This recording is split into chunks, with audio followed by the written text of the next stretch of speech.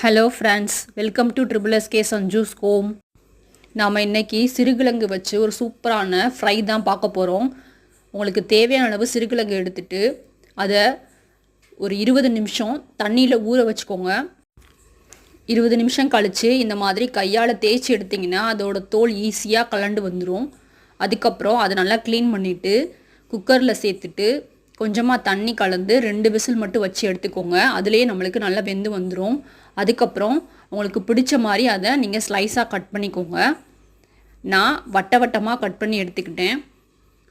இதோட உங்களுக்கு தேவையான அளவு உப்பு, கொஞ்சமாக தனி மிளகாய் பொடி, அதுக்கப்புறம் கொஞ்சமாக மஞ்சள் பொடி, கொஞ்சம் இஞ்சி பூண்டு பேஸ்ட், இது எல்லாத்தையும் சேர்த்துட்டு ஒரு 10 நிமிஷம் மட்டும் ஊற வச்சுட்டு எண்ணெயில் போட்டு பொரிச்சு எடுத்திங்கன்னா சூப்பரான சிறுகிழங்கு வறுவல் உங்களுக்கு ரெடி ஆகிடும். இது சாம்பார் சாதம், ரசம் சாதம், தயிர் சாதம் இதோட சாப்பிடும்போது செம்ம காம்பினேஷனுங்க.